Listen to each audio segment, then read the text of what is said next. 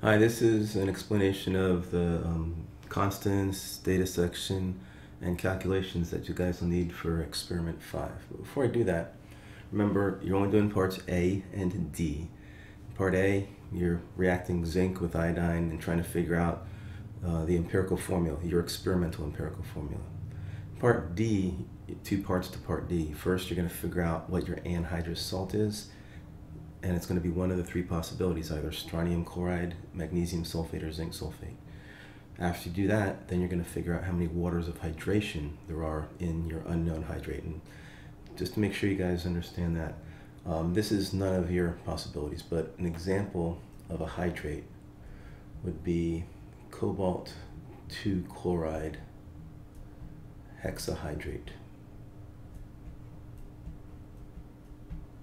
The formula looks like that, and it just means that for every 1 cobalt 2 chloride ionic compound, every salt, there are 6 molecules of water associated with it, loosely bound to it, not bonded. Whenever you heat up a hydrate, and the symbol, the triangle there, means that you add heat.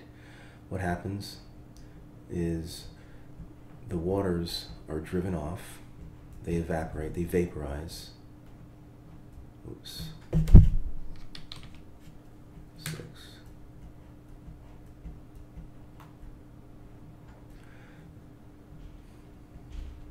The compound over here, cobalt 2 chloride hexahydrate, is its name. The whole entire thing, 1 cobalt 2 chloride, 6 waters, is called the hydrate. And it's a solid. It's not aqueous, it's not a liquid. Once the waters are driven off, what's left, the salt, is called the anhydrous salt.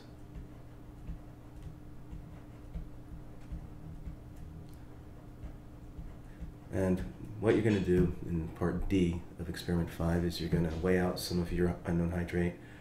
You're going to heat it up, drive off all the waters, and see how much of the anhydrous salt is left. Okay. So in the constant section,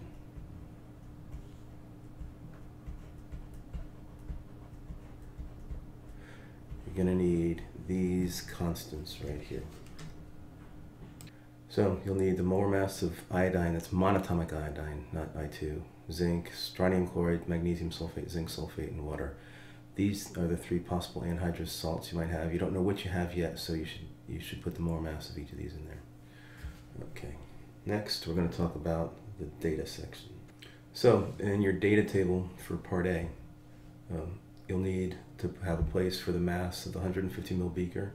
Now I know the procedure calls for a 50 ml beaker, but you don't have one, so just use your 150. That'll be in grams. The initial mass of zinc, the initial mass of iodine, and then the mass of the beaker in excess zinc after the first heating, and then the mass after the second heating. You don't know how many times you're going to have to heat it, so I'd put at least 4 or 5 places in here.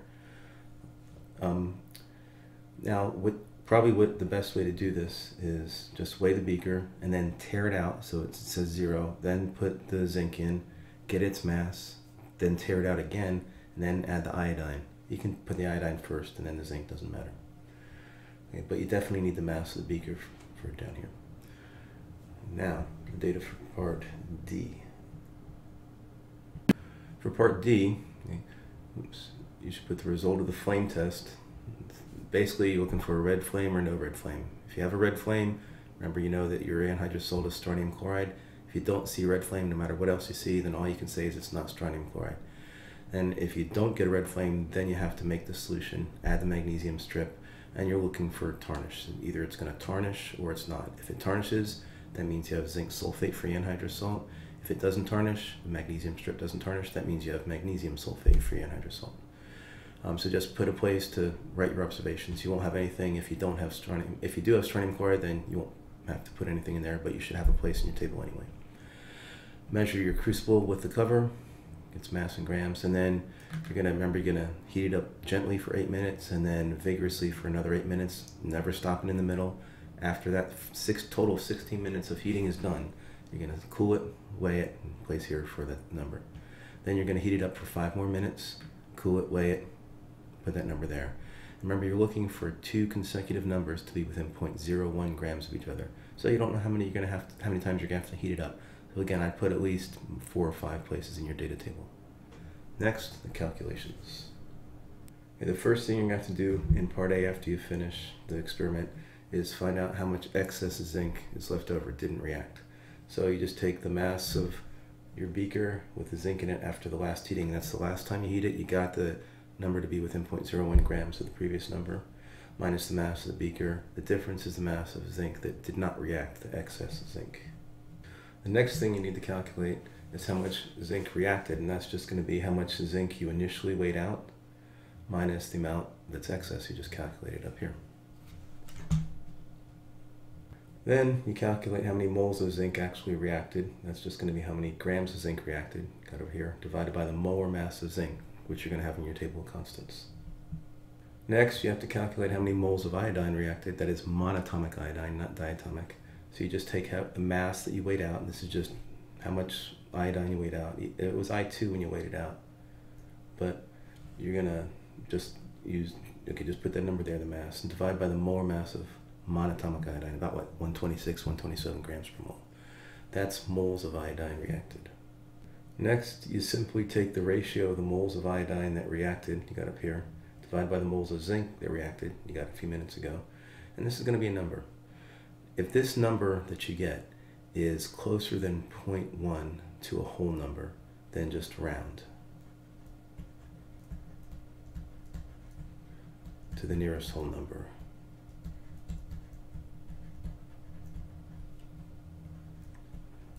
But if it's 0.1 or further from a whole number, you have to multiply by some number over itself.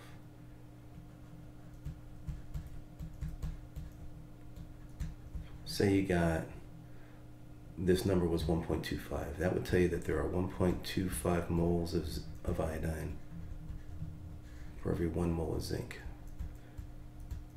That's 0.1 or further from a whole number, so you have to multiply by some number over itself so as to get it to be within 0.1 of a whole number. In this case, you multiply by 4 over 4, because 4 times 1.25 is exactly a whole number, and that tells you 5 moles of iodine, in this case, per every 4 moles of zinc. In which case, if those are your numbers, your empirical formula would be Zn4I5. Alright, the calculations for part B. The first thing you're going to do is find out how many grams of hydrate you started with before you heated it up. You're just going to take the mass of the hydrate in the crucible and the cover minus the mass of the crucible and the cover, which way difference is the mass of the hydrate. Next, you take the mass of the anhydrous salt in the crucible with the cover. That is the mass of your last heating when you got it to be within 0.101 grams of the previous heating, at the very end, minus the mass of the crucible and the cover, which you weighed in the beginning. Difference is how many grams of anhydrous salt you had. Next, you're going to find out how much water you had originally in your hydrate. All you do is take however many grams of hydrate you calculated up here, minus the grams of the anhydrous salt, which you calculated here. Difference between the two is how much water was lost, which is how much water was in there initially. Now you take however many grams of water that you had lost, divide by the molar mass of water, which should be in your table of constants. That tells you how many moles of water you had. Do the same thing for your anhydrous salt. However many grams of the anhydrous salt you calculated that you had, divide by its molar mass. Remember, this molar mass is going to be either the molar mass of strontium chloride, magnesium sulfate, or zinc sulfate, depending upon which anhydrous salt you figure you have. And that's how many moles of anhydrous salt you had. And finally, you just take the moles of water that you have, divide by the moles of your anhydrous salt, and get a number. That's going to be, should be close to a whole number, but even if it's not, round to the nearest whole number. So then your formula for your hydrate, what you're trying to find, is going to be your salt dot blank H2O. Don't write the word salt. You're either going to put strontium chloride, SrCl2, magnesium sulfate, or zinc sulfate there, depending on what you have. And this number that you get here, rounded to the nearest whole number, goes there. And that's it. You'd be done.